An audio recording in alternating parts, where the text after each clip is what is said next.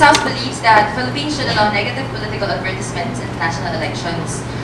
Advertising being means of public promotion has manifested itself in media, and media in this context has become a tool that shapes the conceptual pattern of the people.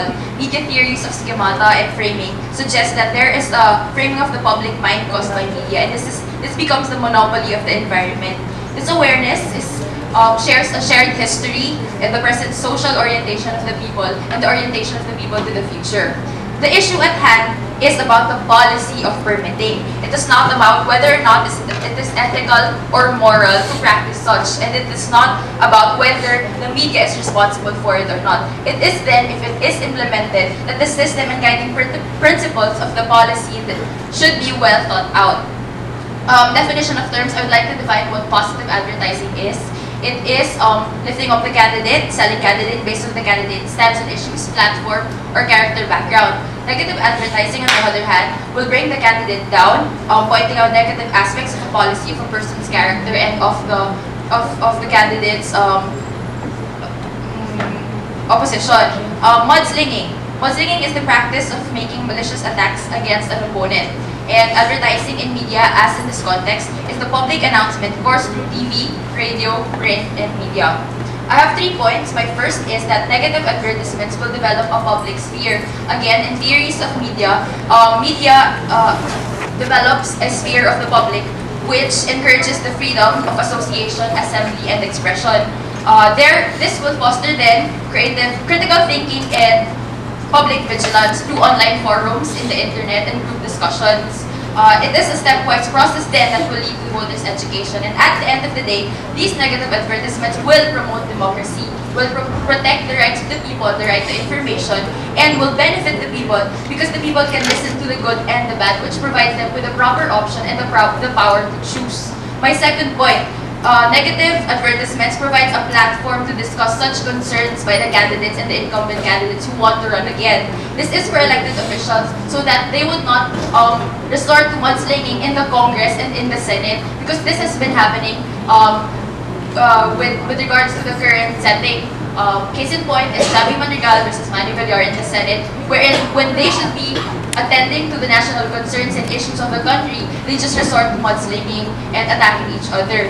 My third point is the policy should be implemented, but then a proper structure should be provided. Structure with regards to order, implementation, guidelines and laws and implementation should be enacted.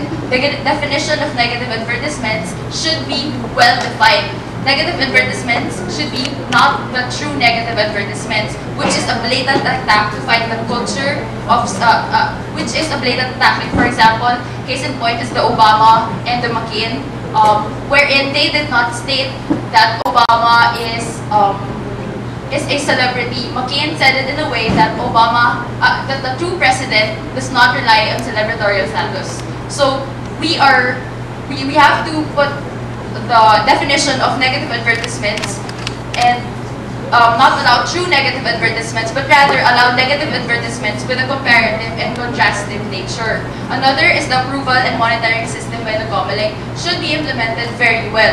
Approval by the COMELEC in lieu of the fact that the COMELEC should require an endorsement by the candidate itself to have a proper monitoring, and so that everything that happens, every negative political advertisement will be accounted for, and sanctions should be applied to the parties concerned, so that our politicians cannot disguise themselves as third parties. Proper sanctions should be employed again for the violators to the laws and guidelines. That we want to foster a good system of checks and balance, and at the end of the day, it always depends on the structure to promote order. In conclusion, even if positive advertisement is always good, we will always choose to have a democratic process, and we will always choose to cultivate and develop this through conveying and informing the people of both sides. In the same way, these political ads targets a moral principle behind the entire idea, which is to develop the audience for them to have an informed and powerful choice, uninformed and the power of choice.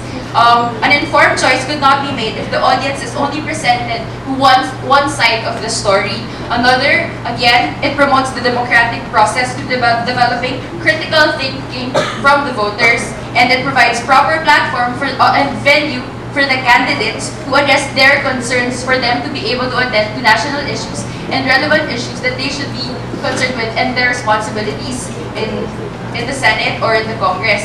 And finally, a proper structure should be employed so that all these negative advertisements would be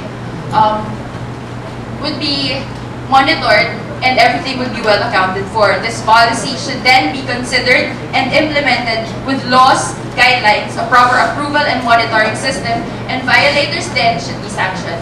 Thank you.